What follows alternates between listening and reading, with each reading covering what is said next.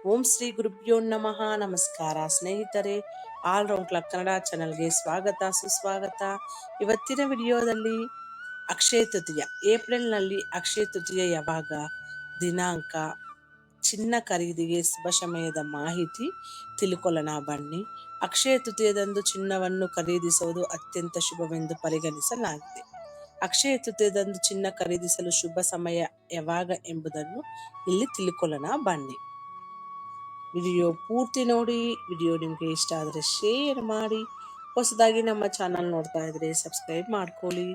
ಇವತ್ತಿನ ವಿಡಿಯೋದಲ್ಲಿ ಅಕ್ಷಯ ತೃತೀಯವನ್ನು ಅಕ್ತಿ ಅಥವಾ ಅಖಾತೀಸ್ ಎಂದು ಕರೆಯುತ್ತಾರೆ.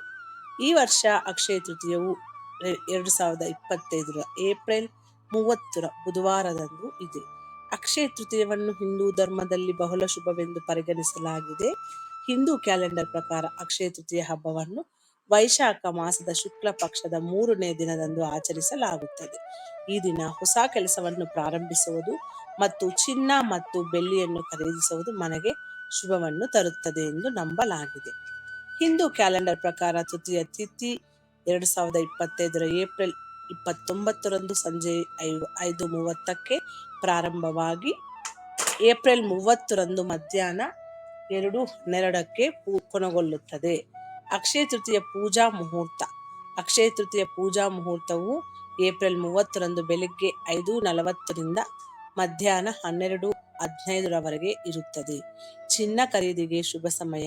ಅಕ್ಷಯ ತೃತೀಯದಂದು ಖರೀದಿಸಲು ಶುಭ ಸಮಯ ಬೆಳಿಗ್ಗೆ 5:41 ಮಧ್ಯಾಹ್ನ 2:12 ಒಟ್ಟು ಅವಧಿ 8 ಗಂಟೆ 30 ಕಾಲ.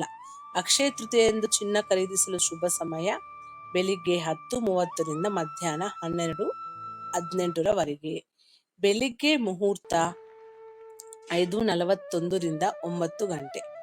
ಅಮೃತ್ ಅತ್ಯುತ್ತಮ ಮುಹೂರ್ತ ಬೆಳಿಗ್ಗೆ 7:21 9 ಗಂಟೆವರೆಗೆ. ಬೆಳಿಗ್ಗೆ 10:39 ಮಧ್ಯಾಹ್ನ 12:18 ಗಂಟೆವರೆಗೆ ಇದೆ. ಅಕ್ಷಯ ತೃತೀಯದ ಮಹತ್ವ ಏನಂದ್ರೆ, ಹಿಂದೂ ಧರ್ಮದ ನಂಬಿಕೆಗಳ ಪ್ರಕಾರ ಅಕ್ಷಯ ತೃತೀಯವು ಸಂತೋಷ, ಅದೃಷ್ಟ ಮತ್ತು ಯಶಸ್ಸನ್ನು ತರುತ್ತದೆ. ಈ ದಿನ ಚಿನ್ನ ಮತ್ತು ಬೆಳ್ಳಿಯನ್ನು ಖರೀದಿಸುವುದು ಭವಿಷ್ಯದಲ್ಲಿ ಹೆಚ್ಚಿನ ಸಂಪತ್ತು ಮತ್ತು ಸಮೃದ್ಧಿಯನ್ನು ತರುತ್ತದೆ. ಈ ದಿನ ಖರೀದಿಸಿದ ಚಿನ್ನವು ಎಂದಿಗೂ ಕಡಿಮೆಯಾಗುವುದಿಲ್ಲ ಮತ್ತು ಯಾವಾಗಲೂ ಹೆಚ್ಚಾಗುತ್ತದೆ ಎಂದು ನಂಬಲಾಗಿದೆ. ಇದು ಸ್ನೇಹಿತರೆ ಇವತ್ತಿನ ವಿಡಿಯೋ. ಈ ವಿಡಿಯೋದಲ್ಲಿರುವ ಎಲ್ಲ ಅಂಶಗಳು ನಿಮ್ಮ ಸ್ವಂತ ವಿವೇಚನೆ ಬಳಸಿ ನಿರ್ಧಾರಗಳನ್ನು ತೆಗೆದುಕೊಳ್ಳಿ. ಈ ವಿಡಿಯೋ ನಿಮಗೆ ಇಷ್ಟ ಆದರೆ ಶೇರ್ ಮಾಡಿ. ಹೊಸದಾಗಿ ನಮ್ಮ ಚಾನಲ್ ನೋಡ್ತಾ ಇದ್ದರೆ ಸಬ್ಸ್ಕ್ರೈಬ್ ಮಾಡ್ಕೊಳ್ಳಿ. ಈ ಅಕ್ಷಯ ತೃತೀಯ ದಿನದಂದು ಚಿನ್ನ ಖರೀದಿಸುವುದು ಅತ್ಯಂತ ಶುಭ ಅಂತ ಪರಿಗಣಿಸಲಾಗಿದೆ. ಈ ಅಕ್ಷಯ ತೃತೀಯಂದು ನೀವು ಯಾವ ತರ ಚಿನ್ನ ಖರೀದಿಸ್ತೀರಾ ಅಂತ ಕಮೆಂಟ್ ಮೂಲಕ ತಿಳಿಸಿ. ಈ ವಿಡಿಯೋದಲ್ಲಿರುವ ಎಲ್ಲ ಅಂಶಗಳು ನಿಮ್ಮ ಸ್ವಂತ ಆಲೋಚನೆ ಬಳಸಿ ನಿರ್ಧಾರಗಳೆಲ್ಲ ತೆಗೆದುಕೊಳ್ಳಿ. ಈ ವಿಡಿಯೋ ನಿಮಗೆ ಇಷ್ಟ ಆದರೆ ಖಂಡಿತ ಶೇರ್ ಮಾಡಿ. ಮುಂದಿನ ವಿಡಿಯೋದಲ್ಲಿ ಸಿಗೋಣ. ಅಲ್ಲಿವರೆಗೂ ಧನ್ಯವಾದಗಳು.